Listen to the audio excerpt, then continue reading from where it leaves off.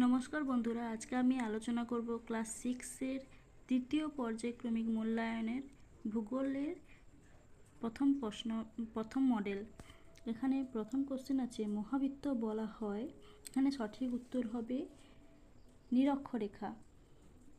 পরের কোশ্চেন আছে, মূল মধ্যরেখার বিপরীতে অবস্থিত দ্রাঘিমা রেখাটি হলো। এখানে সঠিক উত্তরটি হবে 180 ডিগ্রি পূর্ব বা পশ্চিম। পরের কোশ্চেন আছে, নিরক্ষরেখা থেকে যত মেরুর দিকে যাওয়া যায় পৃথিবীর আবর্তন বেগ তত কমতে থাকে। পরের কোশ্চেন হবে, কোন মহাসাগরের উপর দিয়ে 180 ডিগ্রি দ্রাঘিমা রেখাটি বিস্তৃত হয়েছে? এখানে সঠিক উত্তরটি হবে প্রশান্ত। পরের কোশ্চেন আছে, বায়ুর গতিবেগ মাপা হয় কিসের সাহায্যে? এখানে সঠিক উত্তর হবে অ্যানিমোমিটার। পরের কোশ্চেন, প্রতি 1,000 মিটার উচ্চতায় তাপমাত্রা কত ডিগ্রি হারে কমে যায়? এখানে সঠিক উত্তর হবে 6.5 ডিগ্রি সেন্টিগ্রেড। পরের কোশ্চেন আছে, আর্থ ডে হিসাবে পালন করা হয় কত তারিখ? এটা হচ্ছে 22শে এপ্রিল। পরের কোশ্চেন আছে, বায়ুমণ্ডলের ওজোন স্তরকে ক্ষয় করছে কোন গ্যাস? এখানে আছে CFC। পরের কোশ্চেন আছে, বজ্রের শব্দের তীব্রতা কত ডেসিবেল? এখানে সঠিক উত্তরটা হবে 110 ডেসিবেল। পরের কোশ্চেন আছে, পৃথিবীর তৃতীয় উচ্চতম পর্বতশৃঙ্গ হলো। এখানে সঠিক উত্তরটা হবে কাঞ্চনজঙ্ঘা। পরের কোশ্চেন আছে, শিবালিক হিমালয়ের পাদদেশে ঘন অরণ্যাবৃত অঞ্চল হলো তরাই। পরের কোশ্চেন, ব্রহ্মপুত্র নদী তিব্বতে কী নামে পরিচিত? এখানে সঠিক উত্তর সাংপো। পরের কোশ্চেন, পশ্চিমী ঝঞ্ঝা দেখা যায় কোন সময়ে? এখানে সঠিক উত্তর হবে শীতকালে। পরের কোশ্চেন, নীলগিরি পাহাড়ি অঞ্চলে ড্যাশ জনগোষ্ঠী বাস করে? এটা হচ্ছে টোডা। পরের কোশ্চেন, গম চাষের জন্য কোন মাটি উপযুক্ত? এখানে হবে উত্তম জল নিকাশি ব্যবস্থাযুক্ত চুনযুক্ত দোআঁশ মাটি। তারপরে কোশ্চেন আছে, তন্তুজাতীয় ফসলের উদাহরণ হলো। এখানে সঠিক উত্তর হবে তুলো। পরের কোশ্চেন, মানচিত্র অঙ্কন বিদ্যাকে বলা হয় কার্টোগ্রাফি। পরের কোশ্চেন, পৃথিবীর মানচিত্র দেখানো হয় ছোট স্কেলের মানচিত্রে। এরপরে আছে শূন্যস্থান পূরণ। পরের কোশ্চেন দেখো, পৃথিবীর মেরুব্যাস কত কিমি? এখানে হবে 12,714 কিমি। পরের কোশ্চেন, ড্যাশ পূর্ব দ্রাঘিমার স্থানীয় সময়ই ভারতের প্রমাণ সময়? এখানে সঠিক উত্তর হবে 82 ডিগ্রি 30 মিনিট পূর্ব দ্রাঘিমার স্থানীয় সময় ভারতের প্রমাণ সময়। এরপর আছে ডান দিক বাম দিক। প্রথমে আছে মালাবার উপকূল। এখানে মালাবার উপকূল হবে কয়াল। পরে আছে ছোট সামুদ্রিক প্রাণী, হচ্ছে প্রবাল। তারপর আছে জাতীয় উদ্যান, হবে যে কাজিরাঙ্গা।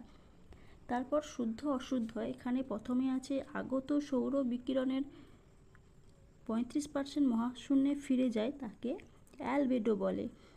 এটা ঠিক আছে, এটা শুদ্ধ হবে। পরের কোশ্চেন আছে, 2015 সালের জাপানের ফুকুশিমায় পারমাণবিক বিস্ফোরণ ঘটেছিল। এটা ভুল আছে, তো এটা অশুদ্ধ। পরের কোশ্চেন, গ্রামাঞ্চলের তুলনায় শহরের মানুষের ওপর শব্দ দূষণের প্রভাব অনেক বেশি। এটা ঠিক, তো শুদ্ধ হবে। পরের কোশ্চেন, মিলেট কি? দেখো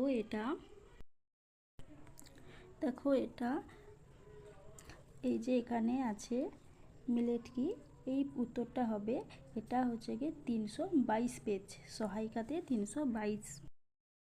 পরের কোশ্চেন আছে, সাঁওতাল জনগোষ্ঠী ভারতের কোন রাজ্যে বসবাস করে? এখানে সঠিক উত্তরটা হবে বিহার,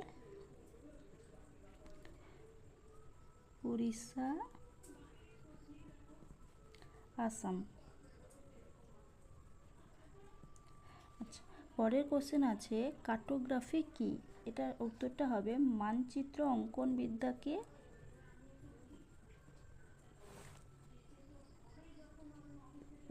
বিদ্যাকে কার্টোগ্রাফি বলে। আচ্ছা, পরের কোশ্চেন আছে, ভারতের জলবায়ু কি প্রকৃতির? এখানে সঠিক উত্তরটি হবে ক্রান্তীয় মৌসুমী প্রকৃতির।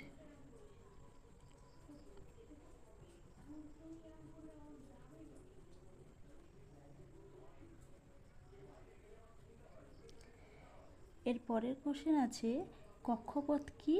কারা প্রথম পৃথিবীর মানচিত্র তৈরি করেন? এটা সহায়িকা নম্বর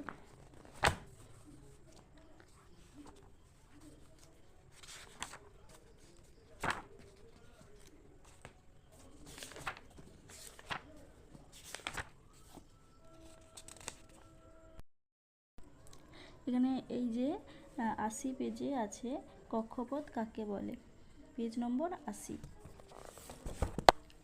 পেজ নম্বর 80। আর এটা কারা প্রথম পৃথিবীর মানচিত্র তৈরি করেন? এটা হচ্ছে কি মার্কেটর। পরের কোশ্চেন আছে অ্যালবেডো কি? এটা দেখো এই যে অ্যালবেডো কি, এখান থেকে তোমরা লিখবে, এটা হচ্ছে 166 পেজ। পরের কোশ্চেন আছে পৃথিবীর শব্দ দূষণ নিয়ন্ত্রকের দুটি উপায় লেখো। এটা আমরা পাঠ্য বই থেকে করব। এই যে পাঠ্য বইতে শব্দ দূষণ নিয়ন্ত্রক, এখান থেকে আমরা করব, পেজ নম্বর 64। এর পরের কোশ্চেন আছে বৃষ্টির ছায়া অঞ্চল কাকে বলে? এটাও আমরা পাঠ্য বই থেকে করব, পাঠ্য বই 81 পেজ, 81 পেজের এই দেখো বৃষ্টির ছায়া অঞ্চল কাকে বলে, আমরা এখান থেকে এইটা লিখব। পরের কোশ্চেন আছে ভারতকে ধর্ম নিরপেক্ষ দেশ বলা হয় কেন? এটা আমরা করব সহায়িকা থেকে 336 পেজ। এই দেখো ভারতকে ধর্ম নিরপেক্ষ দেশ বলা হয় কেন? এটা হচ্ছে গিয়ে সহায়িকা নম্বর 336 সহায়িকা। পরের কোশ্চেন আছে আন্তর্জাতিক তারিখরেখাকে মাঝে মাঝে বাঁকানো হয়েছে কেন? প্রমাণ সময় কি? আচ্ছা, সঠিক উত্তরটি হবে এখানে হচ্ছে কি আমরা বই থেকে করব। এই যে উত্তর আন্তর্জাতিক রেখাকে হচ্ছে কি মাঝে মাঝে বাঁকানো হয়েছে কেন, এখান থেকে লিখতে হবে। এরপরে প্রশ্ন ছিল প্রমাণ সময় কি? এখানেই আছে দেখো এই যে প্রমাণ সময়, তোমরা এখান থেকেই লিখবে। পরের কোশ্চেন আছে পৃথিবীর বিভিন্ন অক্ষরেখাগুলির পরিচয় দাও। এখানে সঠিক সহায়িকা নম্বর 79 নম্বর পেজে দেখো, এখানে এই যে পৃথিবীতে মোট কতগুলি অক্ষরেখা আছে, এই যে এগুলো কী নামে পরিচিত এখানে বলা আছে। এই 5 নম্বর কোশ্চেনটা, এটা তোমরা লিখবে। পরের কোশ্চেন দেখো বায়ু দূষণের কারণগুলি লেখো আর অ্যাসিড বৃষ্টির ফলে কি হয়? এটা আছে 197 পেজে। এটা লিখতে হবে, বায়ু দূষণের প্রাকৃতিক কারণ, এটা লিখবে। আর এছাড়া আছে অম্লবৃষ্টি কাকে বলে, আর অ্যাসিড বৃষ্টি যেটা, সেটা হচ্ছে এইটা লিখবে। পরের কোশ্চেন আছে মানচিত্রের শ্রেণীবিভাগ উদাহরণ সহ আলোচনা করো। এটা সহায়িকা নম্বর 142 পেজে দেখো, এই যে মানচিত্রের শ্রেণীবিভাগ, এটা করবে। পরের কোশ্চেন আছে খাদার ও ভাঙর কি? এটা দেখো পাঠ্য বইতে 84 পেজে নেই, পলিমাটির আন্ডারে দেখো এই যে ভাঙর আর খাদার, এইটা তোমরা করবে। পরের কোশ্চেন আছে আবহাওয়া ও জলবায়ুর পার্থক্য লেখো। এটাও আমরা পাঠ্য বইয়ের 45 নম্বর পেজে এটা আমরা পেয়ে যাচ্ছি, 45 নম্বর পেজে পেয়ে যাচ্ছি। পরের কোশ্চেন দেখো, পরের কোশ্চেন আছে পৃথিবীর বিভিন্ন তাপ মণ্ডলগুলি সম্বন্ধে আলোচনা করো। এটা আছে বইয়ের 52 পেজে, দেখাচ্ছি আমি। এই যে এখানে পৃথিবীর তাপমণ্ডল, এইটা করবে, এই যে এটা করবে, সঙ্গে এই ছবিটাও প্র্যাকটিস করবে। পরের কোশ্চেন দেখো গঙ্গা নদীর গতিপথ আলোচনা করো। এটা সহায়িকাতে 242 পেজে, যে 242 পেজে যে গঙ্গা নদীর গতিপথ, এটা করবে। তারপরের কোশ্চেন দেখো দক্ষিণ পশ্চিম মৌসুমী বায়ু ভারতের জলবায়ুতে কিভাবে প্রভাব বিস্তার করে? এটা আছে সহায়িকা নম্বর 203। এই দেখো দক্ষিণ পশ্চিম মৌসুমী বায়ু, এইটা করবে। পরের কোশ্চেন আছে ভারতের যে কোনো 3 প্রকার মাটির সম্বন্ধে আলোচনা করো, অরণ্য সংরক্ষণের উপায়গুলি লেখো। এটা আমরা পাঠ্য বই থেকে করব। এখানে যে কোনো 3টি মাটি সম্বন্ধে লিখতে বলেছি, আমরা এখান থেকে যে কোনো 3টা লিখব। এর পরের কোশ্চেন আছে মাটির সংরক্ষণের উপায়। এই মাটির সংরক্ষণের উপায় এখানেই আছে, এই যে পরের পেজে 86 নম্বর পেজে এখানে মাটি সংরক্ষণের উপায়গুলো দেওয়া আছে, আমরা এখান থেকে করব। পরের কোশ্চেন দেখো,